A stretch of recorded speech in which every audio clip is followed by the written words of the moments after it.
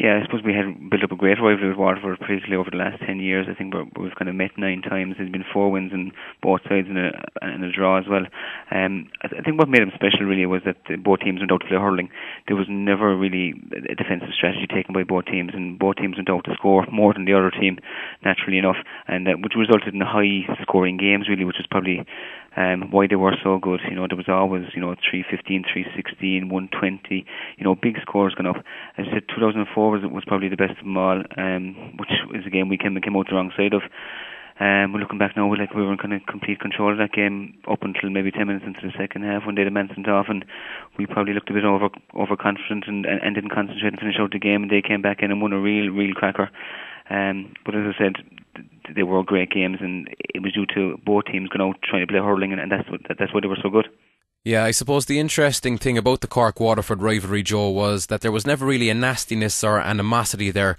There was plenty of scuffles and that type of thing, obviously, but things never really got out of hand between Cork and Waterford, perhaps because there was, I suppose, always a huge level of respect between the two teams.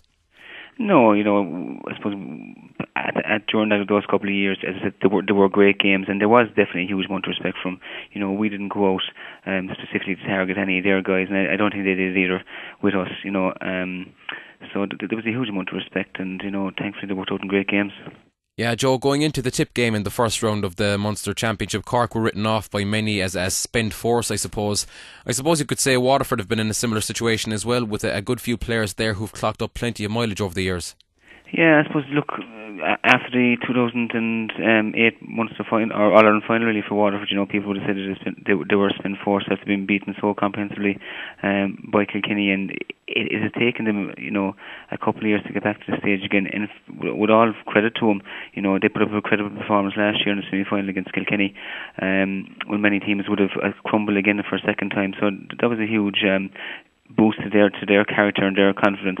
I suppose the hassles that have been in Cork over the last couple of years have been well documented, and I think the 2 years of kind of in-house fighting, with the county board, didn't help the team in any way. It resulted in kind of 2 years of no winter training, difficulties lasting into February and March, where you should be training really hard. And I think Cork really have benefited from that this year, that the guys started back training in kind of November, December, and really had a clear run into it, working hard with a specific goal to Tipperary, and in fairness to them on the day, to deliver a huge performance. I think on the other side, Waterford have given their older players a bit of a rest during the National League, which I would expect them to kind of benefit them during the summer. Yeah, from your experience, Joe, you know what it's like to play in Munster finals, obviously.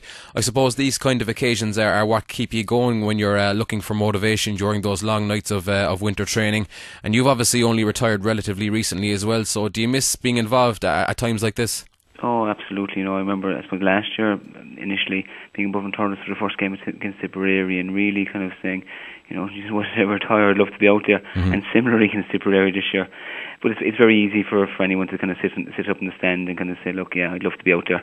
And I think for the rest of my days, I'll say, geez, I'd love to be out there again today. These are the games you really live for, Munster finals and tournaments. There's no better sporting occasion in the world.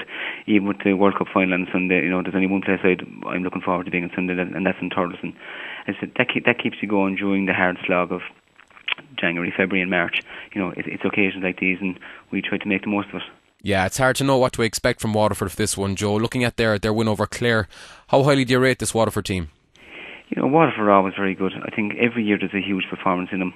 As I said, Cork have played them, I suppose, 9 times in the last 10 years, and it's been four results each, and a draw as well. And the biggest winning margin has been 5 points. So I think the bookies of Cork are really hot favourites, which I wouldn't agree with.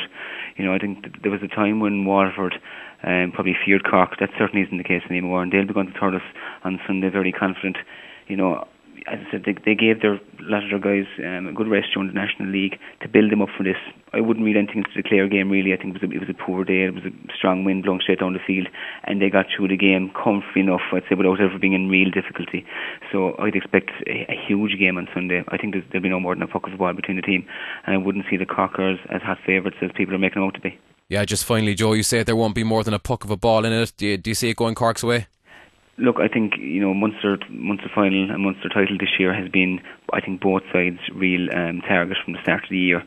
Cork have won a Munster title since 2006, and are after our difficulties over the last couple of years. So I think the desire on the Cork side is every bit as good, if not better, than the Waterford side, and I think that's the reason why Cork should shade it on Sunday. I think the performance against Tipperary was very good. I think Cork are in great shape, and I think they're going into the final with a full complement of players, knowing what their best team is, and I think that's why Cork will just about shade it, hopefully.